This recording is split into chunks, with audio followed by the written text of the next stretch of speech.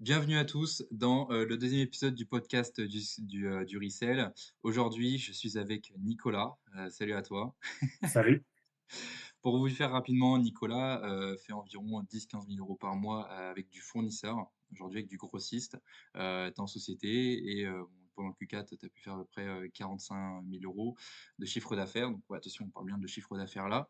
Et aujourd'hui, on va s'intéresser à toi. On va s'intéresser à comment t'en es arrivé là, par où t'es passé.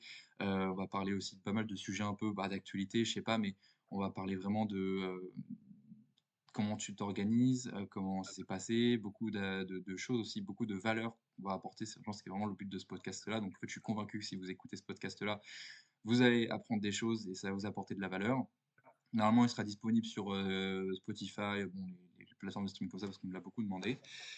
Mais enfin bon, je vais pas trop m'attarder sur ça. Nicolas, est-ce que tu peux te présenter pour ceux qui ne te connaissent pas? Avec plaisir.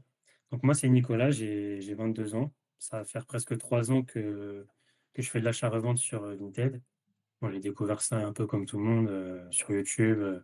J'ai commencé par les brocantes, puis après les bots Vinted et après je suis vite passé aux fournisseurs parce que perdre du temps à chercher des articles, j'ai vite compris que c'était pas la bonne stratégie. Du coup, je suis tombé sur, pas mal de contenus, sur YouTube. Qui faisait la promotion de fournisseurs. J'ai commencé comme ça. J'ai vu par exemple les youtubeurs que je suivais beaucoup, c'était, Jamais Moelleux, il y avait Dims, il y avait qui? Il y avait Julia, il y avait Barto, Coco. Tout ça, c'est des personnes, que je regardais au quotidien et donc j'ai avancé avec eux et ouais, j'ai commencé, le fournisseur, comme ça. Heu, donc qu'est-ce que je peux dire après? Désolé, ça va te faire du cut. Mmh. T'inquiète. Non, mais tu sais que je cote rien. Là, on va Ah voir, ouais? mais on va y aller comme ça. Mais ça fait combien de temps que t'en fais? Bah, ça va faire presque 3 ans là. Ouais, ça fait presque 3 ans. Ouais Ok. et ouais, j'ai commencé à tester, différentes catégories d'articles, différentes marques, jusqu'à trouver, certaines qui étaient vraiment pépites, hein. Je me souviens, sans dire, l'article, forcément, c'était un genre un lot de 100 unités que j'avais payé 400 € avec la livraison en plus. Donc à l'époque, je mettais pas assez pour avoir la livraison gratuite. J'avais payé 400 € et en genre un mois, j'étais passé de 400 € d'investissement à 1 400 €. Donc j'avais fait 1 000 € de profit, avec 400 € d'investissement. Donc ça j'ai vite compris qu'avec les bonnes niches, les bons articles et en postant beaucoup, on pouvait faire, beaucoup d'argent. Ça, je l'ai vite compris. T'avais, je veux dire, quand tu as commencé le resell, t'avais un taf à côté, tu étais en études. Est-ce qu'il y a un Non. moment où ça marchait bien et tu as décidé de couper et de faire 100% ça? Est-ce que tu vis de ça 100% aujourd'hui? Est-ce que tu Ouais. peux répondre Bah, en fait, avant, j'étais un peu monteur vidéo. Je m'occupais du trafic, de formateurs. Donc en gros, je montais, leur contenu, je trouvais du contenu pour eux et mon rôle, c'était d'apporter du trafic sur, leur page Insta pour qu'ils puissent vendre leur formation, quoi. Et rapidement, bah, voilà, je tournais autour de 2 000 3 000 €. Moi, j'avais envie de progresser sauf que, bah, clairement, je passais, du matin au soir à travailler et je voyais pas d'évolution, en fait. Donc je me suis renseigné sur différents business. Je suis tombé sur, l'achat-revente Vinted et au bout d'un moment, j'ai compris qu'il y avait vraiment quelque chose à faire et j'ai stoppé toutes mes collaborations et j'ai commencé petit à petit à faire de l'achat-revente et en vrai, ça allait très rapide, hein, dès que j'ai compris, qu'il fallait vraiment investir, dès qu'on trouvait une bonne niche, un bon produit à vendre, bah, j'ai commandé à fond et ça a bien marché. Je me rappelle, le mois de novembre, c'était le mois de novembre 2024. J'avais fait presque 7 000 €, mais comme ça par hasard, hein, j'avais genre une niche ou 2. J'avais fait 6 000 à 7 000 €, comme ça, sans effort en vrai, donc j'ai vite compris qu'il y avait un vrai truc à faire. tu sens qu'il y a moins de concurrence? Il y avait moins de concurrence avant, comparé à aujourd'hui? Est-ce que tu Largement. ouais. Largement, mais c'est pas un problème. C'est-à-dire qu'aujourd'hui, il y a beaucoup, beaucoup plus de monde, mais avec l'algorithme Vinted quand même, les gros sont vachement, en fait, il y a un plafond de verre quand même à si tu fais par exemple du low ticket comme moi, tu as un plafond de verre à 15 K par exemple, environ. Si tu fais du tu vends des choses plus chères, forcément, ton panier moyen il est plus cher, forcément tu vas faire plus. Et si tu as un compte pro, bah, tu vas être un peu, au bout de 15K de CA par mois, ça va être un peu compliqué. Au bout de 20 ventes en moyenne par jour, pardon, ça va être un peu compliqué. Du coup, ouais, Vinted fait attention à ça, de bien répartir les ventes, donc c'est pas un problème. On verra tout à l'heure, on parlera de ça, mais j'en ai conclu, très récemment qu'on ne pouvait pas faire beaucoup plus, par mois avec un compte pro et que la seule solution, c'était de créer des comptes particuliers, quoi. OK. Bah, tu Voilà. vois, c'était un peu ma prochaine question, c'est qu'aujourd'hui, bon, on n'en parlera pas, tu as rejoint la Niche Circle là, il y a quelques jours, heu, pour des raisons qu'on va citer peut-être plus tard. Mais pour que les gens comprennent, là, en le mois dernier, les mois précédents, tu tournes avec combien de comptes Vinted? Est-ce qu'il y a des comptes pro, des comptes particuliers, un compte pro, plusieurs comptes particuliers? Dis-moi, un peu comment tu t'organises sur ça? Justement, moi, j'étais un peu parano, par rapport au ban. J'ai vécu un ban, à l'époque où vraiment tout le monde se faisait ban pour rien et du coup, je me suis dit, «Vaut mieux pas prendre de risques», j'ai un stock, un gros stock, sans dire la valeur, j'ai un gros stock et je peux pas me permettre de perdre mon compte pro, donc je me suis dit: «Les comptes particuliers, on oublie». Et récemment, jusqu'à maintenant, du coup, je faisais 10-15K juste avec un compte pro et zéro compte particulier à côté. Et du coup, récemment, j'ai appris à créer des comptes particuliers, de manière safe, vraiment, sans presque zéro risque. On peut pas dire zéro parce qu'on ne sait jamais. Mais j'ai appris et du coup, la stratégie, c'est de multiplier les comptes particuliers pour se développer parce que, ouais, je suis vraiment arrivé à un plafond de verre où j'arrive pas à avancer et là, voilà, j'ai appris beaucoup de choses en rejoignant l'accompagnement justement là et du coup, là, je suis vraiment, content parce que je sens que d'ici, la fin de l'année, je peux potentiellement doubler, mon CA et c'est super, quoi. Moi, je déteste, stagner Ouais. et voilà, j'ai hâte de me développer un peu, encore plus avec les comptes particuliers. Ouais, OK. Donc ça veut dire que là, quand typiquement, quand tu en es à 10-15 000 € par mois, ça veut dire que tu avais qu'un seul compte pro, Ouais, en fait? ouais, ouais, qu'un seul compte pro, je bombardais. D'ailleurs, je vais être honnête, pendant le Q4 2025, j'ai fait un petit peu moins que pendant le Q4 2024. Donc pourtant j'ai bombardé, j'ai posté presque 2 fois plus, mais c'est clairement pas la bonne stratégie. Si vous faites du low ticket, et que vous postez par exemple, 30 articles par jour, bah, ça veut dire que je vais poster, je sais pas 30 articles encore, par jour, c'est-à-dire 50 ou 60 articles par jour. Là, c'est clairement pas la bonne, stratégie. Au bout de 30, déjà c'est compliqué, il y aura pas vraiment d'évolution. La meilleure stratégie, c'est soit d'augmenter son panier moyen et là, il faut faire très attention, surtout si vous faites du fournisseur. C'est que c'est pas parce que vous avez un panier moyen plus élevé que la marge, elle va suivre et que vous allez faire plus de bénéfices. Il faut faire très attention à ça et sinon, créer des comptes particuliers de manière safe encore, hein, il faut faire attention parce que vous pouvez perdre, si vous faites les choses mal, vous pouvez perdre vos comptes et là, c'est catastrophique. Mais voilà, ouais, créer des comptes particuliers parce que, ouais, avec un compte pro, pour moi, de mon expérience, après, il y a peut-être des gens qui ont fait beaucoup plus et qui sont pas d'accord avec moi. Mais de mon expérience, moi, j'ai atteint la limite Ouais, tu te et sens bloqué à 10-15 000 € par mois avec un seul compte pro, quoi, pour un. ouais, surtout en low ticket, hein, je Ouais, précise. pour le ticket. Ceux qui vendent des articles à plus entre 50 et 100 euros, c'est pas la même chose. Mais, Ouais, en c'est tout cas, ça. pour mon cas, je suis arrivé à la limite, ouais. Parce que tu vois, ce qui était drôle, bah, tu vois, on parle du low ticket justement. Ce qui est drôle, c'est parce que hier soir, je me baladais du coup sur Vinted pour essayer de trouver, bah, du coup, des gros resellers comme ça, parce que on va parler raconter aux gens du coup un peu pourquoi tu es là aujourd'hui. Je me baladais pour essayer de trouver ceux qui avaient, des gros profils, tu vois? Énormément d'évaluations, énormément d'articles en vente actuellement. C'est ça qui était important, qui pouvait jouer pour trouver du coup, bah, le prochain invité du podcast qui puisse nous parler un peu de ce qu'il fait, enfin de comment, bah, tu vois, typiquement toi, et je suis tombé, bah, sur ton profil par hasard. D'ailleurs, dans les plus gros resellers, les dressings en vitrine qui apparaissent, immédiatement quand tu mets, bon, des produits, bah, du coup, low ticket, concurrentiels, justement. Et bah, ce qui est drôle, c'est que je t'ai reconnu direct, parce que du coup, tu avais rejoint, la Niche Circle il y a 3 jours, mais bon, ça, on va pas en parler. Mais tu sais, sur du low ticket, ce qui m'a impressionné, c'est que tu avais 1 000 articles en vente actuellement, Mmh. heu et et comment dire? Tu t'organises comment aujourd'hui pour, gérer ce flux-là? C'est typiquement, ouais, tu t'organises comment? Bah, l'avantage du fournisseur, c'est que, tu chopes souvent les mêmes articles. Donc, déjà les prix, les descriptions, tout ça, c'est toujours la même chose. Donc déjà, tu gagnes énormément de temps, comparé à je sais pas si tu fais de la niche et que tu as 100 produits différents à vendre.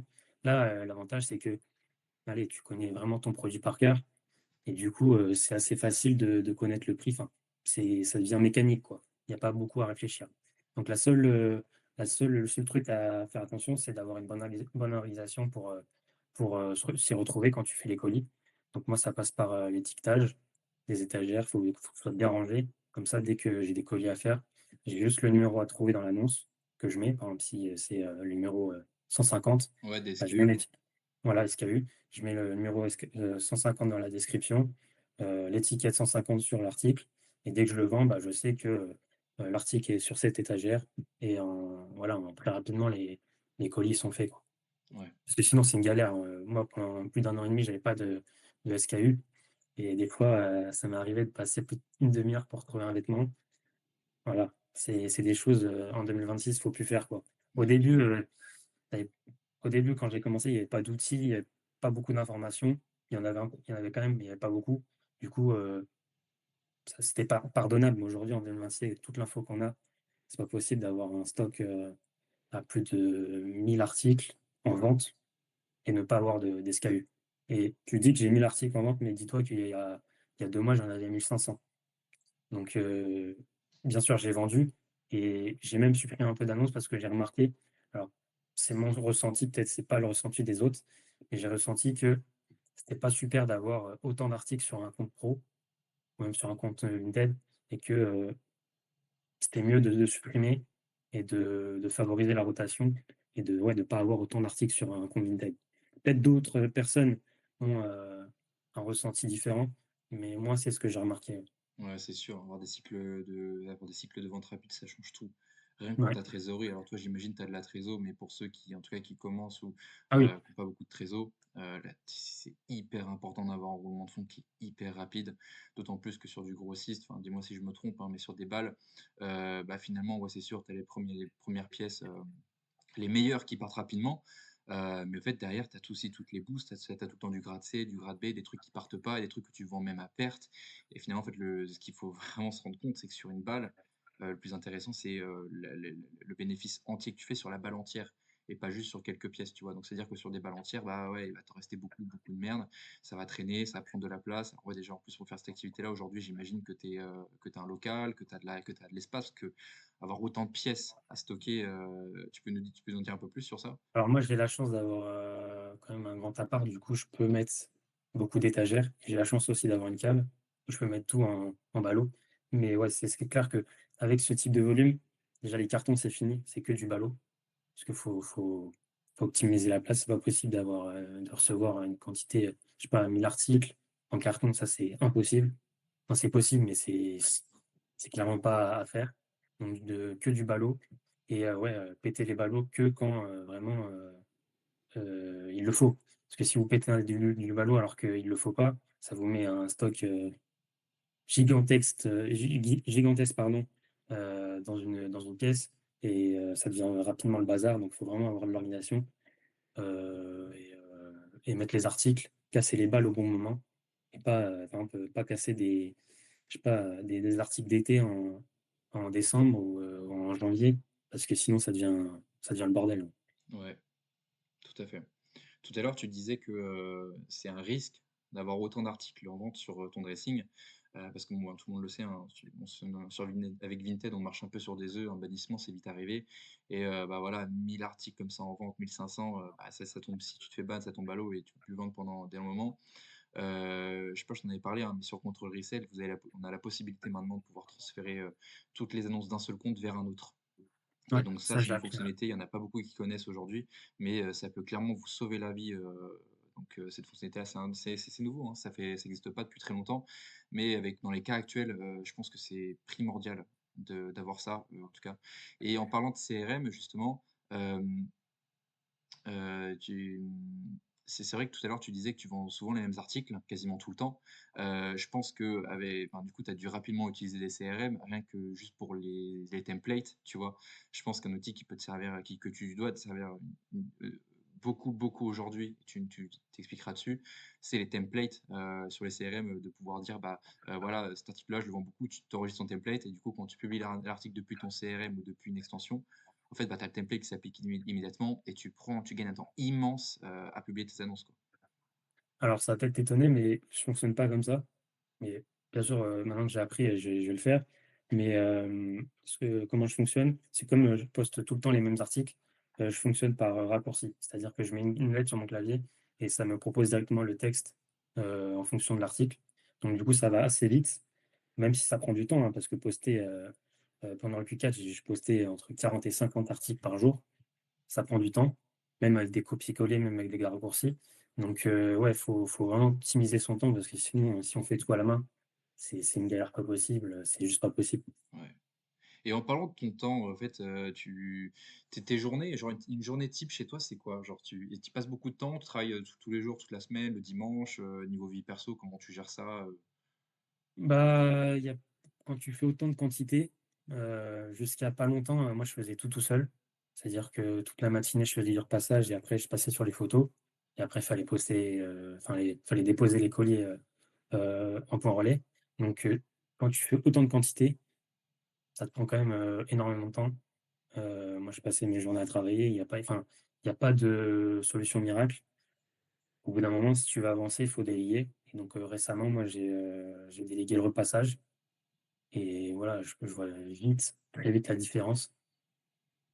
Tu gagnes une matinée par jour, quoi, donc, c'est très rentable, même si c'est compliqué de déléguer. Honnêtement, il y a quand même plus dur de déléguer que du repassage. On n'est pas sur des compétences, très élevées à faire et surtout que du repassage, vous prenez une femme de ménage indépendante, elle sait le faire donc ça suffit largement. Heu, les photos, ça peut être un peu plus compliqué. Moi, j'aimerais bien déléguer les photos, c'est pas encore fait, mais trouver quelqu'un qui fait du resell et qui, n'a pas beaucoup de trésorerie et qui, du coup, a du temps, là, ce serait une solution. Donc moi, j'espère que je vais trouver rapidement, mais ouais, pour avancer, il faut déléguer parce que sinon vous passez votre temps à faire les mêmes tâches. Enfin, c'est des tâches robotiques, donc tout ce qui est robotique, faut le déléguer. C'est compliqué au début de perdre un peu en marge parce que forcément, quand vous déléguez, vous avez, plus de charges, mais si vous voulez l'avancer, en fait, c'est perdre 10 pour gagner 30 et c'est comme ça que vous allez avancer donc franchement, faut sortir un peu de sa zone de confort, mettre des process en place, même si c'est pas, voilà, il y a rien de fou à faire ça, hein, mais chercher, trouver la bonne personne, c'est même si, au bout de la 1re, la deuxième c'est pas la bonne, au bout d'un moment, vous allez trouver une bonne personne et ça va vous changer la vie, en fait. C'est incroyable. Ouais. Plus c'est avantageux pour les impôts, de recruter, une femme de ménage ou une femme de repassage. Ouais, après en société, quand tu fais du pro, tu pas touché par le crédit d'impôt. Moi, Ouais, j'ai pas le droit au crédit d'impôt, mais c'est sûr que oui, si tu es, en micro, je pense que tu as le droit à ça. OK. Et je te rejoins complètement avec le fait que déléguer, c'est un truc qu'il faut même faire, même plus tôt. Est-ce que toi, tu regrettes aujourd'hui de pas avoir délégué, par exemple, le repassage plus tôt? Bah, oui, oui. Ouais, Bah, je vois en fait, c'est pour moi, après tous les témoignages que j'entendais, toutes les expériences, avoir des salariés ou même, des personnes à gérer, c'était un casse-tête. Donc je me disais comme tout le monde, autant le faire soi-même. Et même, on a tous l'excuse de dire: «Ah, c'est compliqué de déléguer, personne fait mieux que moi», alors que on a vraiment des tâches, faciles à faire. Du coup, autant en profiter et déléguer, quoi. ouais, Moi, j'aurais dû le faire dès le début et je suis bien content de le faire aujourd'hui. Vaut mieux tard que jamais, quoi. ouais. Et en plus, bah, du coup, je vais t'accompagner encore, à déléguer encore plus parce qu'il faut Ouais. absolument le faire, hein, surtout dans ta situation actuelle. Mais je suis complètement d'accord avec toi sur ça et même je pense aujourd'hui il y a beaucoup de personnes qui, ne délèguent pas pour moi assez tôt, en tout cas sur ce marché-là qui est très chronophage, hein. Encore plus sur du grossiste, tu vois? Le repassage, séchage, détachage et cetera, des tâches qui prennent énormément de temps et qui sont en vrai chronophages et qui en vérité sont un peu similaires à du bot Vinted dans le sens où nous, ça va être plutôt ces tâches-là d'aller récupérer les colis et ce que je conseille franchement, honnêtement, beaucoup de plus en plus à ceux qui sont déjà bloqués à 3 000, 4 000, 5 000 € de chiffre d'affaires.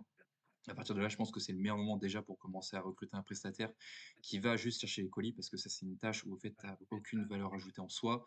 C'est juste du temps de perdu. En soi, tu pas de, tu vois, tu pas d'expertise à avoir, etc. Même si je suis d'accord que l'expertise, tu peux la porter à travers des vidéos, à travers des formations, des process, etc. pour le recrutement. Donc, bon, en soi, le recrutement, c'est des process qui sont derrière, c'est des frameworks à respecter, c'est bon, c'est du recrutement, quoi. Mais ce que je voulais dire aussi, c'est que ça paraît compliqué le recrutement et je suis d'accord avec toi. C'est vrai que tout le monde a cet œil-là de recrutement en mode: «Ah ouais, mais salariat, c'est compliqué, des humains à gérer et cetera». Ouais, mais aujourd'hui, honnêtement, j'ai pas de salariés, c'est que des prestataires et les prestations de services, c'est, franchement, c'est pas ça taxe pas plus que ça et ça te prend pas beaucoup plus que ça parce que, en tout cas, si vous êtes en micro, pour la plupart qui nous regardent aujourd'hui, vous faites une tâche de pré enfin, vous faites vous facturez une prestation de service, finalement, ça vous prend pas grand-chose. Après, il y a juste, l'URSSAF derrière, quoi. En tout cas, ce que la personne reçoit, paye, juste son URSSAF sur ce qu'elle reçoit. Par exemple, moi, que ce soit les prestataires que je paye aujourd'hui,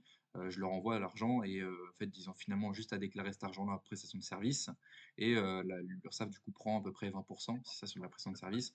Bon, après, je m'arrange pour, pouvoir payer en net, pour qu'ils puissent recevoir en net. Si je paye 1 000 € net, bah, que je lui envoie 1 200, trucs comme ça. Mais c'est beaucoup plus simple ce qu'on peut le croire et rapport qualité-temps, rapport en temps investi par rapport à ce que ça peut te rapporter derrière, c'est trop rentable de déléguer rapidement, les colis, alors les colis en premier, puis comme doit dans du grossiste, le repassage, le séchage, le détachage et cetera. Parce que finalement, il y a pas beaucoup de valeur ajoutée et tu peux prendre, la enfin, tu vois, des personnes qui sont en études. Parce qu'aujourd'hui en France, il y a énormément d'étudiants qui galèrent et trouver rien qu'un taf pour Mmh. prendre des photos comme ça, qui est un taf plutôt cool en soi, du sens où c'est pas, enfin, tu vois, la des Français aujourd'hui, les étudiants, ils galèrent à trouver des tafs déjà et puis en plus, se plaisent pas forcément dans ce qu'ils font là-bas et des trucs qu'ils referont jamais et qu'ils font à Carrefour, ils font des trucs, tu vois?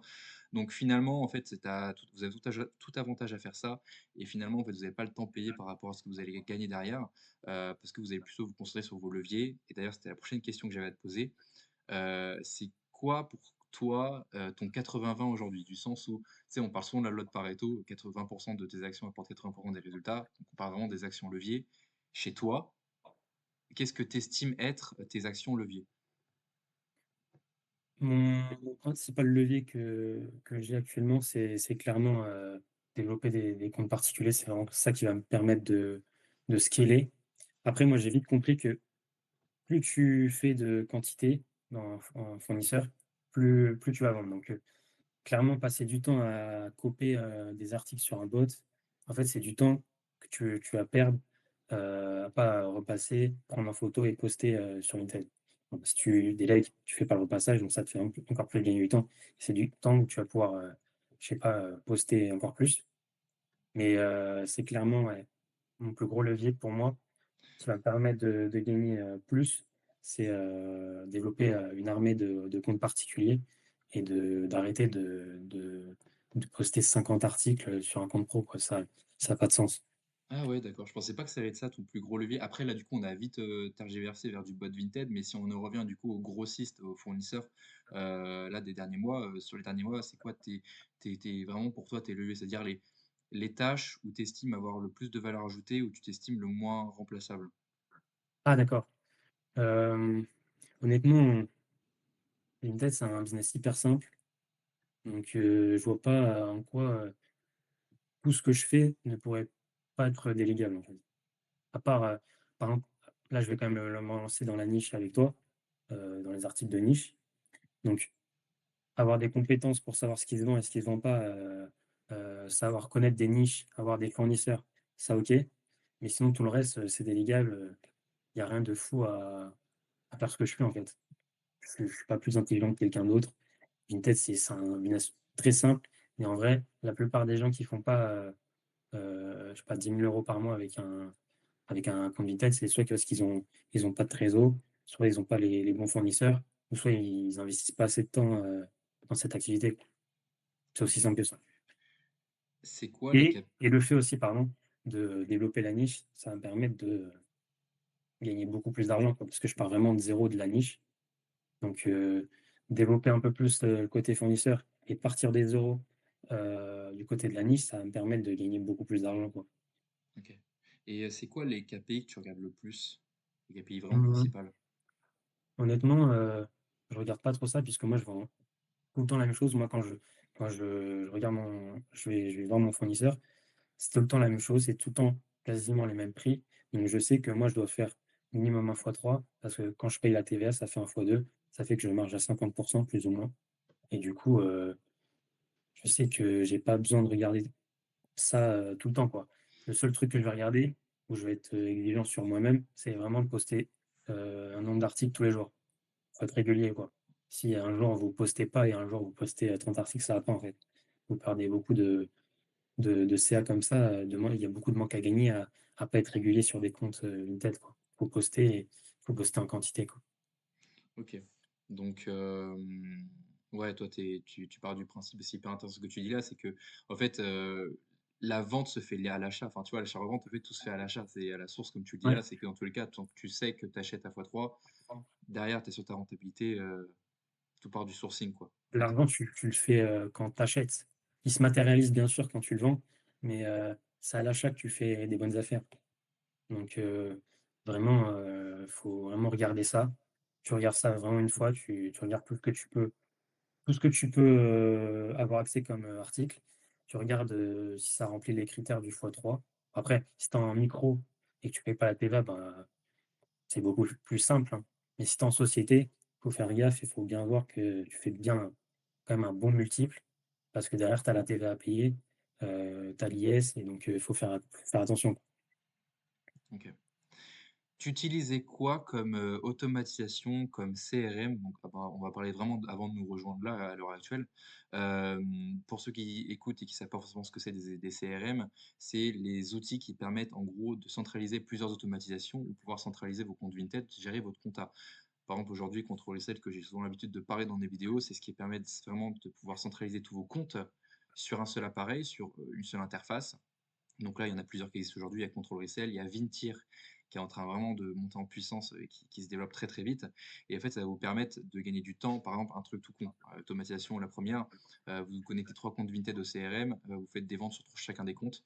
Vous pouvez télécharger tous vos bordereaux d'un seul coup, en fait, et en format d'imprimante thermique, parce que bon, de toute façon, on n'a pas besoin de le dire, mais l'imprimante thermique, c'est indispensable aujourd'hui si vous faites minimum 3 000 € par mois. En termes de temps, c'est Enfin, moi, monstrueux. elle est juste là derrière, on la voit. Voilà, ouais, j'avoue. Et donc voilà, ça sert à ça un CRM. Donc là, c'est juste une des fonctionnalités, mais il y en a 10 000 aujourd'hui. Donc on a pu déjà dire tout à l'heure, par exemple, le transfert des annonces, une fois qu'un compte est ban ou quoi, il y a des problèmes hyper facilement. Il y a 10 000 trucs là, en publication, les messages favoris, l'agent IA aujourd'hui, enfin, il y a beaucoup de choses. Mais du coup, toi, avant de nous rejoindre, enfin, là, on parle vraiment de toi et ton cas du fournisseur, tu utilisais quoi comme CRM, comme automatisation, comme... Moi, j'ai utilisé principalement Vinted CRM et Clems. Vinted CRM, c'est juste incroyable. Enfin, quand j'ai découvert ce CRM, franchement, ça m'a changé la vie, en fait. Je passais, plus de 30 heures par mois à faire des factures de vente à la main. Surtout en low ticket, c'est un enfer et du jour au lendemain, avec un abonnement à 30 balles, bah, toutes mes factures sont faites automatiquement. En plus, quand tu es en société et que tu vends, plus de 10 000 € de marchandises à l'étranger et en Europe, tu es obligé de payer, la TVA à chaque pays et du coup, Vinted CRM, met ça aussi en place. Sur chaque facture, tu as la TVA qui est, en fonction du pays et tu peux voir, concrètement, ce que tu dois, à chaque pays. Moi, je paye tous les 3 mois, la TVA à chaque pays et du coup, j'ai juste à voir sur Vinted CRM ce que je dois et c'est juste magique, quoi. Vinted CRM, tu tellement de ils ont mis en place, récemment un classement de tous les vendeurs. Donc tu peux voir, où tu te situes en fonction de tes chiffres. Donc c'est hyper motivant et l'interface est super bien fait, j'adore cet outil et après il y a Clems. Après je sais qu'il y a d'autres outils un peu mieux, que ça, mais le principal c'est Clems et je m'en sers de temps en temps, ouais, pour poster, parce que forcément avec un dressing, avec 1000 articles, c'est indispensable de reposter. Ouais. Donc c'est le seul Voilà. CRM que tu utilises? Ouais, ouais, j'étais vraiment pas très informé sur ça et en rejoignant l'accompagnement, j'ai découvert tous ces outils. Donc c'est sûr que, ouais, à partir de maintenant, Je vais avoir beaucoup plus d'outils, beaucoup plus d'automatisation et ça va me changer encore la vie, hein. Ouais, En fait, c'est du temps gagné encore, hein. C'est vraiment ça, faut automatiser pour, pouvoir avoir du temps, et réfléchir sur son activité et du coup scaler. ouais, c'est vrai. Bah, nous, on conseille pas du tout Vinted CRM vu qu'on est sur de la micro-entreprise et qu'on est sur, de la niche en étiquette, mais en tout cas, je comprends que Vinted CRM, pour moi, c'est le meilleur outil, pour du grossiste, pour du low ticket actuellement en société. Ça, pour moi, il y a pas de débat et c'est le plus complet. Après, Vintier est apparemment en train de faire des prouesses, donc moi, je Non, moi, rejoins je la connais pas du tout, concurrence. donc je pourrais pas te dire, mais ouais, Vinted CRM, je suis amoureux de Ouais, 30 balles par mois pour ça, franchement, ouais, je vais pas dire d'augmenter, mais franchement, ouais, ouais, quand c'est tu un compares outil ce que ça incroyable. ouais, ce que ça te rapporte derrière finalement, en fait, c'est Ouais. énorme. OK, j'aimerais parler un peu de seconde main. C'est vrai qu'on n'en parle pas beaucoup, il y a très peu de personnes qui en parlent finalement, mais en fait, le marché pour moi est vraiment, bah, en expansion depuis, bah, des années. En fait, pour moi, les chiffres, ils sont en train d'exploser, on le voit, hein, de toute façon, je vais le redire à chaque fois, mais Vinted qui passe devant Amazon, Kiabi, et cetera, en termes de vente de vêtements de seconde main en ligne, en termes de vêtements même, je trouve ça fou. Le marché qui est en train d'exploser, pareil au niveau, bah, là, vraiment, on dit mondialement, en fait, hein, même. Pour moi, c'est aussi, vis-à-vis des habitudes de consommation, finalement, de plus en plus, on consomme, seconde main et on le voit d'ailleurs avec les commerces physiques qui ferment de plus en plus, en tout cas, qui ont du mal, hein, à finir à Mmh. clôturer les fins de mois et cetera. C'est en partie lié à ça. Qu'est-ce que tu en penses de ça? Parce que ça fait longtemps qu'on est dans le milieu en soi du resell, l'achat-revente, donc on a pu voir évoluer ce marché-là. On a vu aussi pas mal d'événements. Qu'est-ce que tu en tires? Qu'est-ce que tu serais capable, de nous dire sur ça? Qu'est-ce que tu en penses? Bah, clairement, il y a pas photo qu'aujourd'hui, il y a 2 marchés. Il y a le marché de la seconde main et le marché, chinois où, ils proposent, plein de produits à des prix, ridicules. Nous, on est dans le marché de la seconde main. En fait, il faut voir tous les grandes marques, que ce soit, même pas que des vêtements, hein, mais des objets, des voitures, ils ont tous, du mal parce que les gens, ils achètent plus neuf, ils achètent de seconde main. Que ce soit une voiture, des objets, des vêtements. Bah, les gens, ils ont compris que tu pouvais payer, le même article, 70 moins cher, même plus. Donc c'est vraiment, l'avenir, quoi et c'est même le présent, je dirais. Ouais. On le voit aussi beaucoup, avec, je pense que la fast fashion, ça a vraiment un impact sur ça. Parce que mine de rien, bon, de toute façon, on a vu la montée de chaînes à Paris, et cetera, le magasin machin, mais je veux dire, je pense aujourd'hui, les gens sont plus sensibilisés au fait que d'acheter du neuf. Bah, on voit que les consommations de CO2, c'est bah, spectaculaire en fait.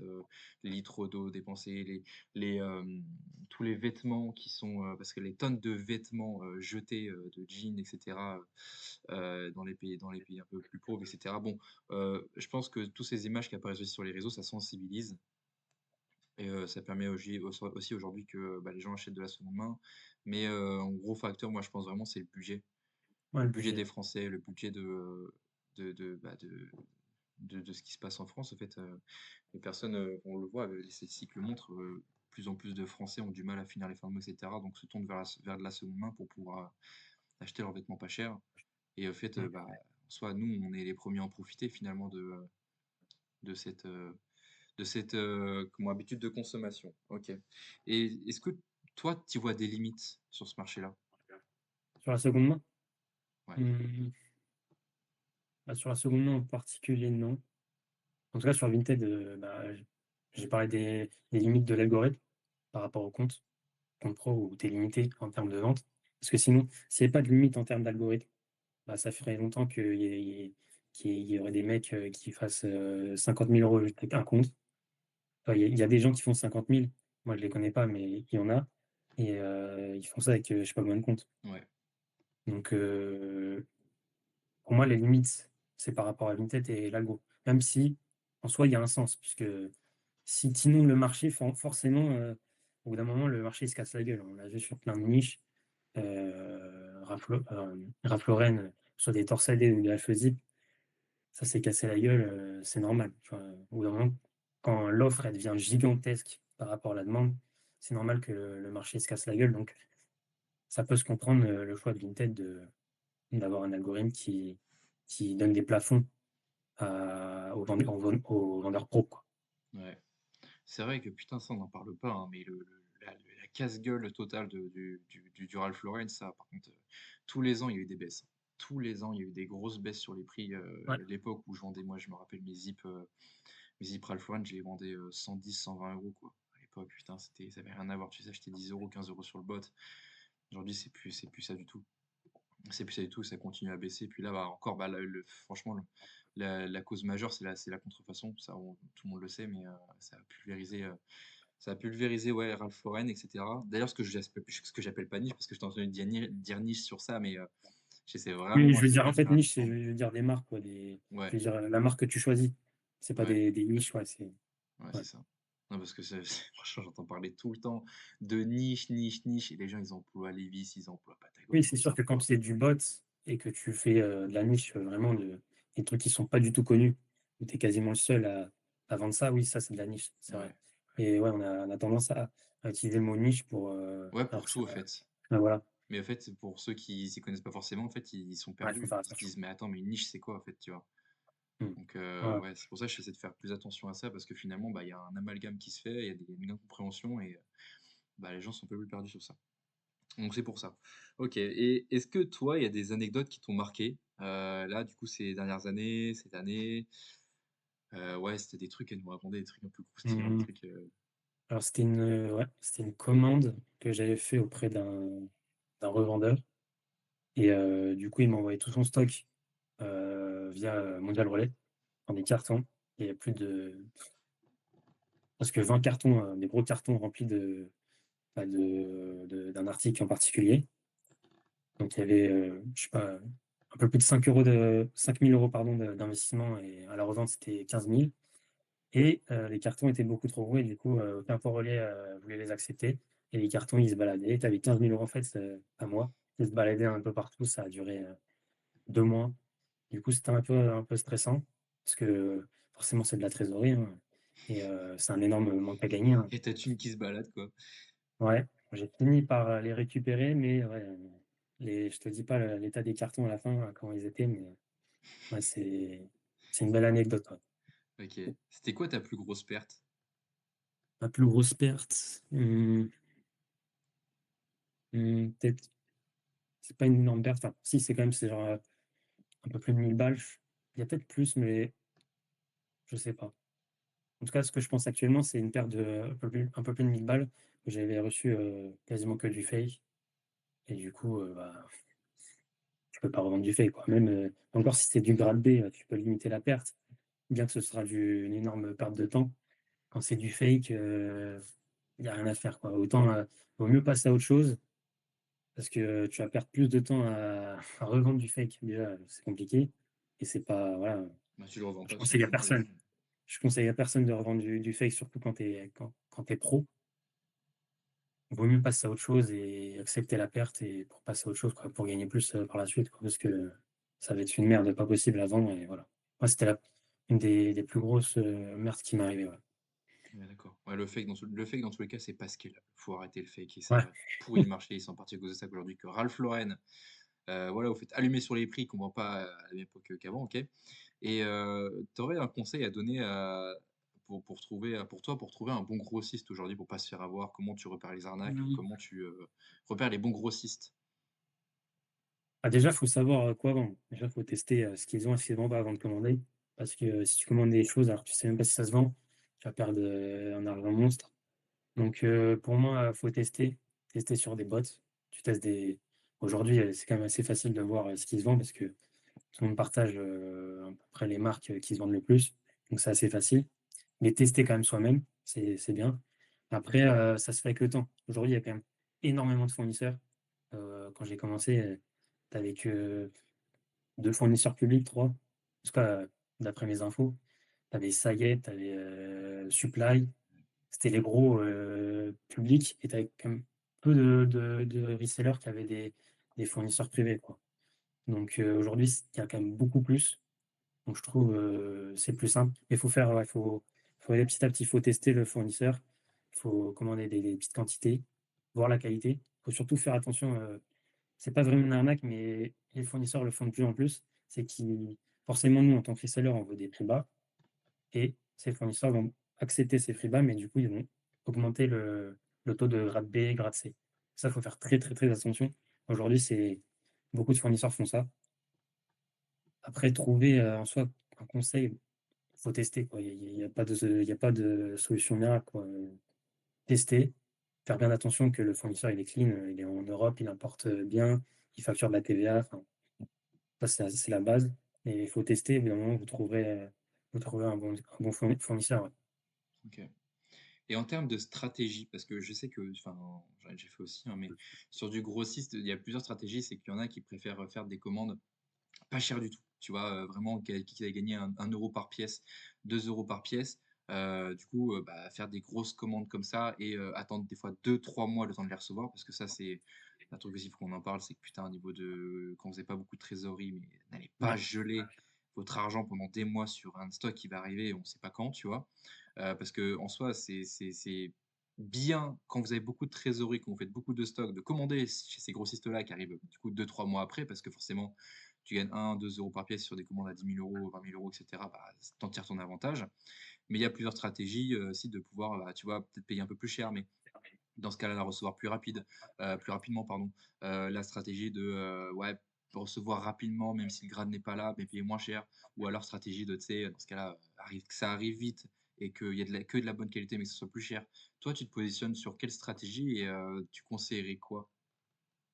bah, déjà, faut être sûr que, tu fais de la bonne marge parce que ça sert à rien d'acheter un article, 20 balles si c'est pour le revendre 30, quoi. C'est une perte de temps, faut vraiment optimiser la marge. Donc faut être sûr déjà que tu fais un bon multiple. Déjà si tu as pas beaucoup de trésor, les précommandes, tu oublies. Franchement, il y a plus de manque à gagner que de gains que tu vas faire. Hem, Qu'est-ce que je peux dire par rapport à ça? Répète la question, s'il te plaît, j'ai perdu le fil. Bah, tu vois, il y a plusieurs stratégies. C'est soit, attendre 3 mois pour les recevoir, soit, les recevoir très rapidement, mais dans ce cas-là, que ça coûte plus cher, Ah qu'il oui, ait le meilleur pardon, ouais. grade et tu sais, souvent, ces techniques-là, bah, quand tu fais énormément de chiffres, tu peux varier. Tu fais, tu passes un peu de commande ici, tu mets un peu 10 000 € là, 10 000 € là, 5 000 € cette commande et du coup, tu as un roulement de fond, tu as un roulement de stock, en fait, qui est, prédictible et qui te permet d'avoir à moitié des pièces qui arrivent vite, qui sont en bonne qualité et à moitié des pièces, qui mettront du temps à arriver, mais qui seront pas chères du tout, tu vois? Est-ce que Ouais, toi, tu as des faut jouer avec ça, ouais. Faut Moi, par exemple, grandement j'ai anticipé grandement le printemps et l'été au niveau du stock parce que sur les 2 dernières années, c'était mon plus gros problème et j'ai eu un énorme manque à gagner, parce que je recevais mon stock beaucoup trop tard. Donc là, j'avais de la trésorerie, du coup, je peux me permettre. Il faut se le permettre, quoi, faut pouvoir se le permettre. Si vous précommandez, alors que vous avez pas beaucoup de trésorerie, bah, vous allez perdre plus en manque à gagner que les gains que vous allez faire. Du coup, moi, j'ai la chance d'avoir beaucoup de trésorerie, d'avoir un gros stock. Du coup, j'ai plus ce problème-là. Je peux à la fois, commander, et recevoir, en 10 jours et à la fois avoir des précommandes, par exemple, là, j'ai fait une précommande en janvier, et elle va arriver en mars. Mais j'ai déjà plein, plein, plein d'articles, d'été et de printemps, quoi. Donc je peux me le permettre. Faut pouvoir se le permettre, quoi. Donc je recommande pas du tout ça à tout le monde, quoi.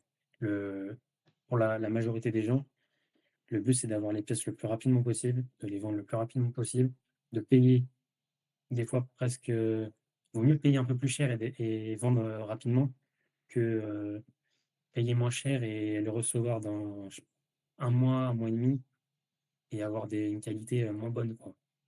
ouais, privilégier le roulement de fond, le roulement de stock, la Ouais. trésorerie, et c'est pour moi aussi ce qui est le plus rentable, donc je te rejoins, complètement sur ça et du coup, c'était quoi ton plus beau coup? Parce qu'on a parlé, du coup, de ta plus grosse perte, mais ton plus gros gain, ton plus gros coup que tu as fait? Bah, j'en ai parlé au début, c'est, quand j'ai découvert, la fameuse marque, le fameux article où, j'ai acheté 100 unités et pour 400 € d'investissement, j'ai fait 1 400, quand même presque 1 500. Donc en termes de multiples, c'était pas mal, surtout qu'à l'époque, j'étais en micro, donc je payais pas la TVA. Donc ouais. Après, mon plus gros gain aussi, c'est, moi je vends beaucoup de vêtements, que j'achète, 2 € TTC et je les revends, 15, entre 15 et 20. Donc ça fait un très bon multiple et des fois, j'ai des mamans qui achètent et qui font des lots, de 30 40 articles. Bon, c'est rare, hein, c'est pas tous les jours, mais du coup, tu te retrouves avec une commande de 400 balles, avec 36 pièces qui t'ont coûté 2 € pièce, tu fais le calcul, c'est très, très, très rentable, quoi. Ouais. Donc, C'est vrai qu'on l'a pas beaucoup abordé, mais étant donné que tu as plus de 1000 pièces hein, disponibles sur ton dressing, bah, tu dois avoir beaucoup de lots, ouais, j'imagine. bah, c'est Et ça du coup, l'avantage. C'est ça l'avantage des articles, low ticket, c'est que, les gens font beaucoup plus de lots, tu fais plus de marge, bah, ça convient à plus de personnes forcément parce que le pouvoir d'achat, il est limité pour tout le monde. Donc, c'est ça l'avantage et donc faut pas hésiter à poster, surtout que l'inconvénient, c'est que forcément ça tout ça, ça prend de la place, mais en termes de d'argent immobilisé, c'est pas la folie parce que 2 € pièce CTC, même si tu as 500 pièces, bah, ça te fait, 1 000 balles, quand tu es en société, que tu fais du fournisseur, 1 000 balles, ça représente pas grand-chose, quoi, donc voilà. L'inconvénient, c'est ça, c'est d'avoir, beaucoup de stock et du coup, faut le stocker, tout ça, faut avoir de la place, mais en termes d'argent immobilisé, non, ça va. ok. C'est vrai que nous, on oublie ça, en fait, les lots sur des marchés de niche parce qu'on vend jamais les mêmes produits quasiment. On a toujours des Mmh. produits différents. Je peux passer de vendre des stylos à des cardigans, à n'importe quoi. Donc forcément que les lots sont beaucoup plus rares et on a tendance à l'oublier, c'est vrai. Donc ouais, c'est vrai que ça, c'est un point intéressant. Puis surtout que si je me trompe pas, sur les 1000 articles, tu vends quasiment tout le temps les mêmes choses. Et là, moi, de base, tu vois, je conseille jamais de mettre son dressing en vitrine, même de booster ses articles quand c'est sur des marchés de niche, parce que c'est la meilleure façon de te faire cramer auprès des autres, Mmh. que les annonces Ouais, apparaissent tout en haut et que les gens se disent, ah bah lui, il a boosté, tu vois, et que bon. Et du coup, qu'on trouve tes niches. Mais en l'occurrence, sur du fournisseur et sur du marché concurrentiel sur lequel tu es, bah, en fait, c'est obligatoire de booster ses meilleures pièces, enfin, les meilleures références, et de mettre absolument son dressing en vitrine. D'ailleurs, c'est comme ça que j'ai pu trouver ton compte, tu vois, sur les dressings. Et pour des utilisateurs, enfin tes clients, en fait, finalement, les gens qui achètent, bah, tu es plus amené à faire des lots parce que forcément, tu vois ton dressing direct, tu défiles, tu en vois plusieurs, tu as souvent les mêmes références. Donc, en fait, bah, les lots sont beaucoup plus facilement. Et, euh, et oui, c'est sûr que là, bah, du coup, c'est pas du tout pareil, en fait, finalement, que sur du marché où tu es sur de la niche. Et ouais. du coup, bah, je trouve que la transition se fait parfaitement, mais bot Vinted ou fournisseur. Alors moi, j'ai pas une très grosse j'ai même quasiment pas d'expérience en bot. Du coup, je vais pas pouvoir apporter un avis, très constructif.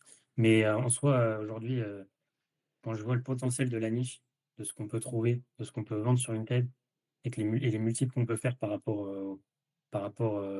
à la somme investie, franchement, je dirais que se lancer en bot, c'est quand même, une très bonne idée. Parce que, honnêtement, on pense tout de suite, aux vêtements ou voilà, ce genre de choses, mais la niche aujourd'hui sur Vinted, c'est tout. Tu peux tout vendre. Tu as plein, plein, plein d'articles qui sont extrêmement, demandés sur Vinted et personne, connaît en fait.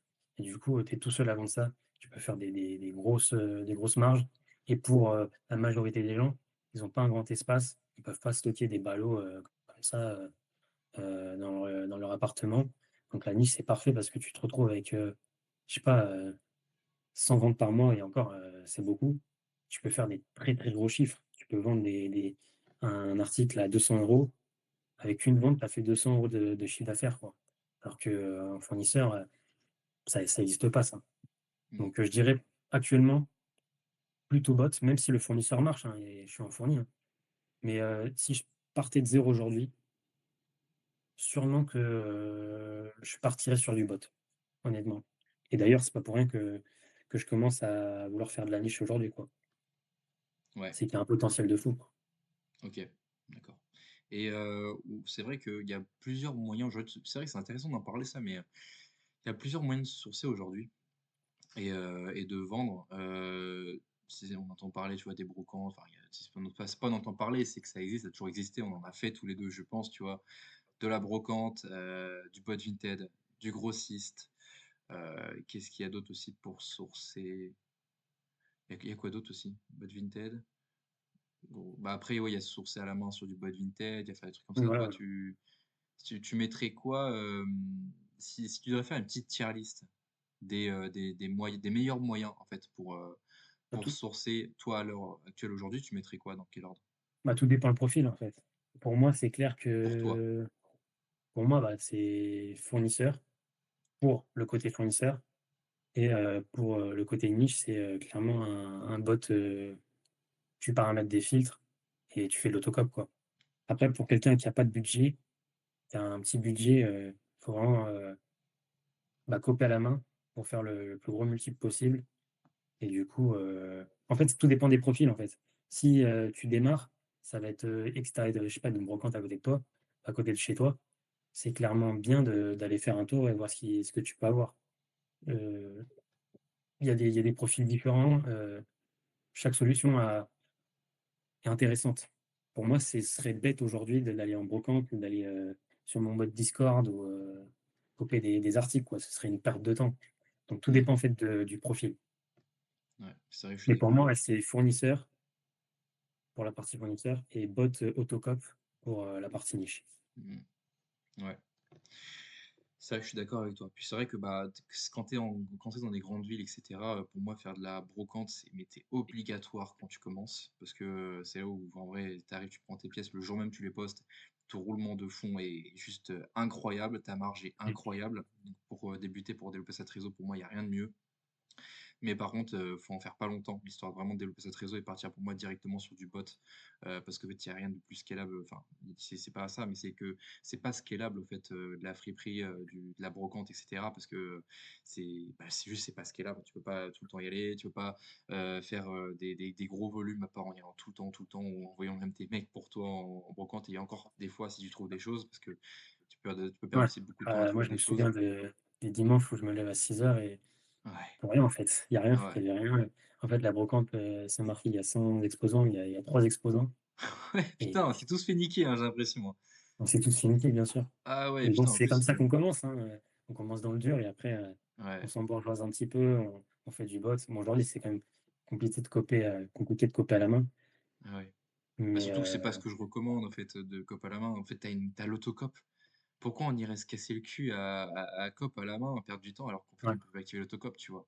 C'est ce ouais, que ouais, je prône, en tout cas. Je comprends qu'au début, pour ceux qui ont peut-être du mal, qui ont pas les méthodes et cetera, couper à la main, bon, bah, voilà, mais ou pour se faire son capital rapidement parce qu'ils peuvent pas se permettre d'investir 70 € par mois dans un bot et encore, pour moi, il y a la dette de l'ignorance qui rentre en jeu là et c'est, qu'est-ce que tu es prêt à investir par rapport à ce que tu peux avoir en retour, tu vois? Mais ouais, pour moi, oui, quand tu commences que pas la main et que tu pas beaucoup du tout d'argent, ouais, ça peut être un bon choix, au même titre que faire, de la brocante et d'ailleurs, brocante, putain et tu sais que faut il y en a, faut pas qu'ils se fassent baiser, hein, parce que, quand j'ai commencé ça, moi, j'allais taper sur, Broc-à-Brac, brocante. Bah, mais brocante, tu pas de vêtements, dans brocante, c'est tous les objets ouais, d'antiquité et tout et pourtant tout le monde parle de brocante alors que finalement, c'est ouais, ouais. vide-grenier, tu vois? C'est vide-grenier, il faut aller, c'est les vides-maisons, les vide-greniers, là où tu as vraiment que de la sape. Les brocantes, vous y allez, si au mieux il y a une veste, mais le reste c'est que Ouais. des objets antiqués, du coup, faut pas trop se faire avoir. Mais OK, d'accord, intéressant d'avoir eu ton avis, sur ça et pour toi, genre, quelle méthode aujourd'hui, selon toi, coûte le plus d'énergie? C'est-à-dire, ouais, qu'est-ce qui coûte pour toi le plus d'énergie en termes de méthode? Bah, faire du fournisseur, c'est quand même beaucoup de temps, à consacrer quand même. Parce que c'est quand même, des gros stocks que tu reçois.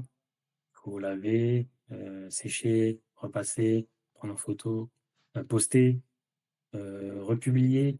C'est quand même, beaucoup de taf, hein. Bien sûr, c'est mécanique. Une fois que tu sais, ce qui se vend, tu fais ça mécaniquement et tu as pas besoin de réfléchir. Mais c'est quand même beaucoup de taf et du coup, bah, tu peux le faire. La différence, par exemple, sur du low ticket, parce qu'il y a beaucoup de gens qui veulent pas faire du low ticket, ils veulent pas, travailler, faire 3 heures de repassage, 2 heures de photo. Donc tu peux faire la différence sur ça. Après en termes, ouais, en termes d'énergie avec fournisseur. Là où le bot, où tu fais des niches, là, c'est clairement, tu as pas le repassage, enfin, quasiment pas. Tu as les D'accord. photos, mais par contre, tu vas devoir beaucoup plus réfléchir. Tu vas devoir bah, acheter les bonnes choses, parce que si tu achètes pas les bonnes choses, bah, tu vas pas vendre et tu vas consacrer un peu plus de temps pour trouver les prix, authentifier, voilà. Tu vas devoir un peu plus réfléchir. Là où fournisseur, c'est très mécanique. Tu réfléchis pas, il faut vraiment passer à l'action et voilà. Ouais. Donc finalement, en fait, le fournisseur, c'est beaucoup plus accessible parce qu'en soi, c'est des tâches que tout le monde peut faire. Ça demande pas beaucoup plus de valeur ajoutée. Ouais, Là où les niches, en fait, c'est plus difficile à se lancer, c'est plus difficile de faire des bons chiffres parce que bah, si t'as pas les méthodes, si t'as pas pas les méthodes, ouais. les connaissances, etc., en fait, bah ouais, c'est sûr que tu vas galérer au début et que c'est compliqué, que ça paraît compliqué, et que du coup, tout le monde dit que c'est compliqué alors que bon. Après toutes tes questions de méthode et je te comprends sur ça. OK et quelqu'un qui a un taf à côté, parce que c'est vrai qu'aujourd'hui finalement tous ceux qui font du resell, c'est ce que j'ai remarqué, hein, mais tous ceux qui font du resell aujourd'hui, honnêtement pour moi, il y a, une grande partie, 80 qui ont un taf à côté quoi et qui font ça à côté de leur taf, qui reviennent le soir, qui bossent, hem qui essaient en plus pour la plupart d'en faire leur activité principale parce que tout le monde sait qu'aujourd'hui avec Vinted on peut faire des chiffres, et que tu vois, c'est pas des thèmes qu'on abordait il y a quelques années où on se disait: «Bah, Vinted aujourd'hui tu peux en vivre», et ça paraissait ridicule à l'époque, c'est un business de gamin. Aujourd'hui, bah, je pense que même ce podcast-là, cette chaîne de podcast est là aussi pour démontrer que finalement en fait c'est pas un business de gamin et que, il y a un vrai business derrière. On peut construire des grandes choses, des vraies choses et faire beaucoup plus de chiffres que, bah, dans le salariat, tout en étant un peu libre et cetera. Mais bon, là, je m'éparpille. Toi, ce que tu en penses, tu conseillerais, qu'est-ce que tu conseillerais? Quelqu'un qui a un taf à côté, qui a que 2 heures le soir à y consacrer, 1 heure, comme méthode pour qu'elle y passe le moins de temps pour que, ça soit plus rentable pour elle? Honnêtement, les 2 fonctionnent, hein. Si tu les 2 fonctionnent, 2 heures, c'est largement suffisant pour, traiter, je sais pas, 10 vêtements par jour. Mais vraiment, mais large, large, large et même tout le monde a des week-ends. En fait, c'est juste une question de choix, hein, ceux qui disent qu'ils ont pas le temps, c'est juste qu'ils préfèrent faire autre chose, à la place et que c'est pas leur priorité.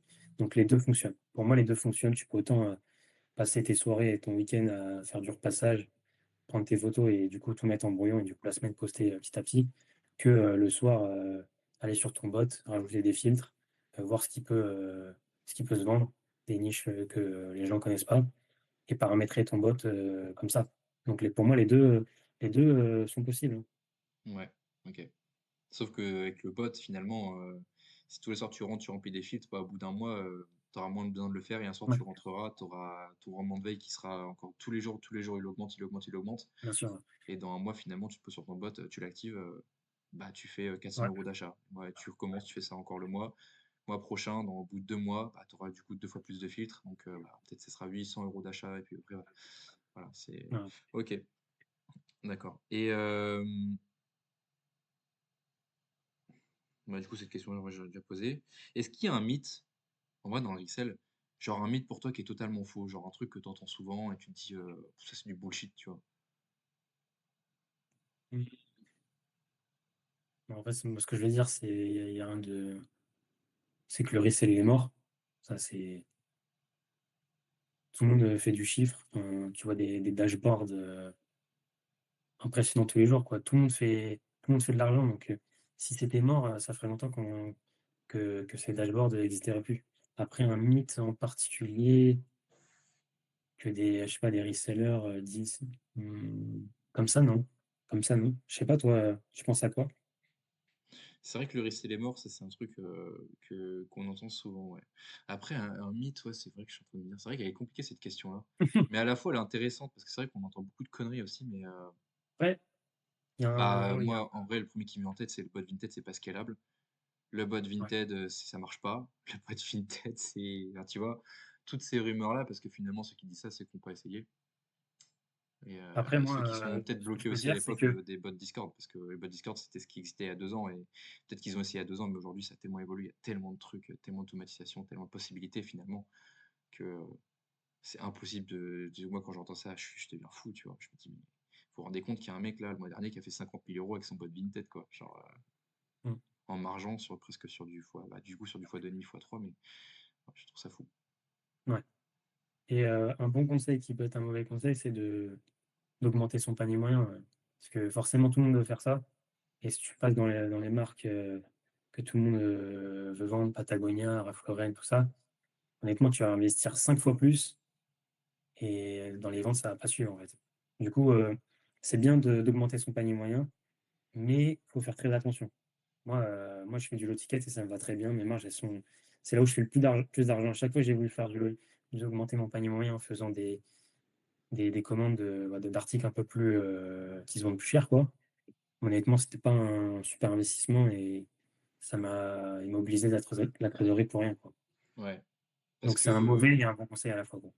c'est vrai que je suis d'accord avec toi parce que souvent, high ticket, est associé à luxe, est associé à attention contrefaçon parce que plus tu augmentes ton panier moyen, plus forcément tu tombes sur des articles qui sont contrefaits parce que bon, voilà, on le sait, hein, souvent c'est les articles de luxe, les articles qui valent un peu plus cher qui sont contrefaits aujourd'hui, c'est normal.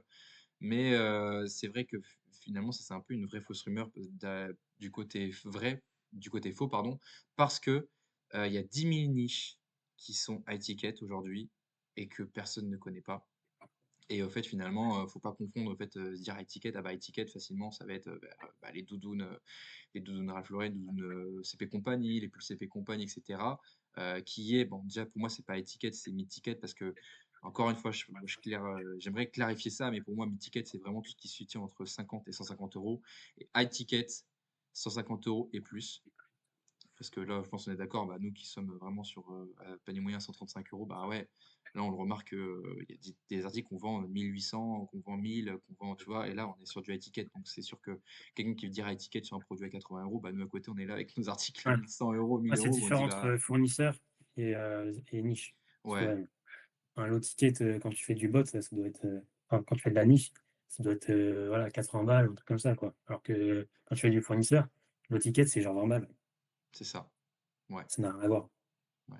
C'est pour ça que pour moi, ouais, low ticket, c'est vraiment entre 0 et 50 euros. Mid ticket, 50, 150. Et high ticket, 150 et plus pour moi. C'est vrai. D'accord. Ok. Et bah écoute, en vrai, ça fait un petit moment qu'on est en podcast là. T'as répondu, franchement, la question, tu l'as anticipé. J'allais te dire, c'était quoi, genre le mauvais conseil que tout le monde répète? Bah en vrai, non, cette question-là, en soi, elle est valable. Je pense qu'on peut la terminer, cette question-là. C'est quoi le mauvais conseil que tout le monde répète? Mmh. Bah, comme je t'ai dit, ouais, augmenter son panier moyen. En vrai, c'est vrai, hein, mais il faut faire attention à la marge, quoi. Parce que si tu fais pas attention à la marge et que tu regardes que ton chiffre d'affaires, bah, tu vas te retrouver à investir, 3 fois plus pour gagner la même chose, en fait. Tu vas faire plus de chiffre d'affaires, tu vas pouvoir, tu vas faire, le malin à montrer ton dashboard, mais en soi, tu vas gagner les mêmes bénéfices, donc faut faire attention, quoi. Ok, ça marche. Bah écoute, tu te vois où, toi, dans 3 ans? Dans 3 ans, en vrai, ça va vite, hein, en 1 an, il y a tellement de choses qui peuvent changer. Moi, déjà, à l'échelle d'un an, je me vois déjà, minimum faire 30 000 €, déjà à la fin de l'année. 30 000 € quand je vois ce que je peux scaler, toutes les choses que je peux, ajuster, la niche que je peux développer. Déjà, je vois pas dans quel monde où je peux pas faire, 30 000 €, à la fin de l'année en Q4 et dans 3 ans, honnêtement, c'est trop long, en fait. En fait, faut pour moi, je pars du principe, faut se poser des objectifs, court, moyen terme. 3 ans, tu peux faire tellement de choses. Ce que tu dis, tu peux te donner un objectif, à faire en 3 ans, alors que tu pourrais le faire en 6 mois, en fait. Donc moi, je pense que moi, où je me vois, genre, à la fin de l'année, c'est, avoir développé tous mes comptes particuliers, heu, ne serait-ce que juste, vendre la même chose que sur mon compte pro, mais les vendre sur les comptes particuliers, pardon, et développer la niche, avoir, voilà, minimum, 10 000 € générés avec de la niche, tous les mois et tu fais le calcul, tu es déjà à presque 30 000 €, quoi. Donc mon objectif, c'est de me développer chaque année. Moi, je déteste, stagner. Là, j'ai stagné, pendant le Q4, 2025. Franchement, plus jamais. Je veux vraiment, tout le temps scaler. Ça me rend heureux. C'est pour ça que je passe en société, hein, parce qu'il y a beaucoup de gens qui restent en micro et leur but, c'est de faire le plus de marge possible et de travailler le moins possible. Bah, moi, j'ai fait le truc inverse, c'est de passer en société, de prendre la TVA, de prendre un peu, tout ce qui va pas, parce qu'il y a Et beaucoup de choses qui vont d'envoyer. pas, hein, ça c'est comment? Et d'envoyer du volume, Ouais et d'envoyer du volume. et voilà, de y aller, quoi. Tu as plus de barrière mentale, il faut y aller, quoi. Tu es dans la cour des grands, il faut y aller, quoi. Donc 3 ans, c'est beaucoup trop loin, mais d'ici la fin de l'année, moi, je me vois, à la fois gérer, le côté fournisseur et avoir délégué les photos, en plus, minimum, Ah oui, possiblement oui, aussi oui. des colis et avoir développé aussi la niche, avoir, je sais pas combien de filtres sur mon bot et ouais, générer minimum 10 000 € par mois, avec la niche. Voilà. Et toi, c'est quoi tes objectifs? D'escaler tout ce que je fais là. J'ai pas forcément envie de passer en société, moi, sur du resell, parce Mmh. que j'estime qu'aujourd'hui, le plafond, être en dessous du plafond, c'est tellement une zone de confort immense. Ouais, Bon, moi, du coup, forcément, parce que je vis de ça en soi, parce que je me verse pas de salaire avec mes sociétés, avec les projets que j'ai à côté. Mais c'est vrai que je pense que j'ai une erreur que je fais, c'est que je me concentre sur plusieurs choses en même temps. Parce que là, je fais du resell, évidemment, j'ai l'accompagnement et tout ce qu'il y a autour, hein. Donc là, entre l'import-export, d'articles de fournisseurs à étiquettes qu'on est en train de voir là, j'ai passé une commande à 15 000 € là, hier, développer vraiment ça, peut-être pouvoir un jour, posséder un CRM. Donc, en vrai, j'ai des gros objectifs dans le resell, pas forcément du sens où je vais faire du grossiste à fond, faire des gros chiffres, machin, mais, je parle de l'écosystème en lui-même plutôt. Et puis après, bah, voilà, mon autre projet aussi à côté là, mon compte Instagram où je fais des vidéos, machin, les partenariats, les influences là, j'ai vraiment envie de développer ça et de passer le 1 000 000 d'abonnés sur Instagram avec ça. Bah, repasser à la télé, refaire des gros trucs. Vraiment, tu vois, je sens que je peux aller loin et faire des projets où il y a pas de limite sur ces projets sur ce projet-là. Donc c'est pour ça que je le continue aujourd'hui, que je continue à faire des vidéos et que je recrute un monteur et un agent sur cette autre société-là. Et je tiens à en parler parce qu'en vrai, c'est important parce que, ça prouve aussi que faire du resell, c'est combinable avec, tu peux le combiner avec plusieurs activités à côté. C'est ça que je veux dire derrière, c'est que, bah, voilà, je gère le resell, j'ai automatisé ça aujourd'hui, tu vois? On a pu faire, des gros mois où on plafonne la micro, mais à côté de ça, si je l'ai délégué, c'est pour me permettre de libérer du temps pour développer, bah, vraiment déjà faire scaler absolument l'accompagnement. Toutes les personnes que j'accompagne, pour moi, le plus important, c'est déjà faire scaler tous mes clients et développer tout l'écosystème autour, faire venir des gros trucs, innover, faire des trucs qui ont encore jamais existé, vraiment, et pouvoir essayer de monopoliser ça à l'avenir, peut-être.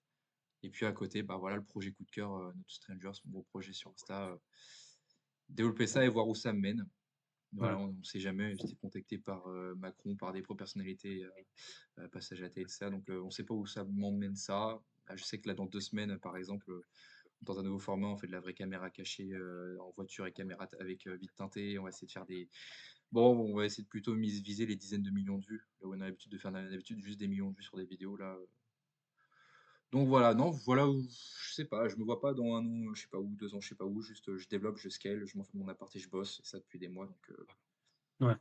Mais tu arrives bien à gérer, hein. Parce que ouais, c'est vrai qu'en général, faut se concentrer sur un seul truc, mais tu as réussi à bien déléguer. le Heu, recrutement ouais, et du coup, ça marche. le Il y a pas de recrutement, secret, hein. process recrutement, process recrutement, process recrutement. Il y a que ça de vrai. Honnêtement, il y a que comme ça que tu peux te libérer du temps et travailler sur tes Ouais, leviers, encore une fois. Pour moi, hein, selon moi. ouais, ouais. Donc voilà, bah écoute, merci beaucoup d'être passé. Dernière question. Mmh. Euh, qu'aimerais-tu voir, bah, qui aimerais-tu voir comme invité dans le prochain podcast si tu devrais en citer un? Mmh. Bah, on veut des vendeurs de l'ombre. On veut des mecs qui chiffrent, beaucoup, qui font des dizaines de milliers d'euros par mois et qui restent pour l'instant dans l'ombre. On veut le mec qui a fait, 50 000 € avec un fournisseur, on veut le mec qui a fait 50 000 € avec un bot. On veut ces gens-là, quoi, parce qu'on avance tellement vite qu'on a un entourage, qui fait, la même chose que nous, qui font plus que nous. Moi, je suis resté beaucoup trop longtemps seul et là, regarde, je rejoins l'accompagnement, je parle avec des gens qui font plus que moi, qui font moins que moi, mais tu apprends et c'est comme ça que tu avances. Faut sortir de sa zone de confort et c'est comme ça que qu'on apprend. Donc on veut voir ces gens, faut les convaincre. On veut voir ces gens, face carrément ou même floutés, on s'en fout, mais qui donnent de la valeur et qui disent concrètement, comment ils font. Comment ils font? Qu'est-ce qu'ils ont mis OK, en place? Voilà. OK.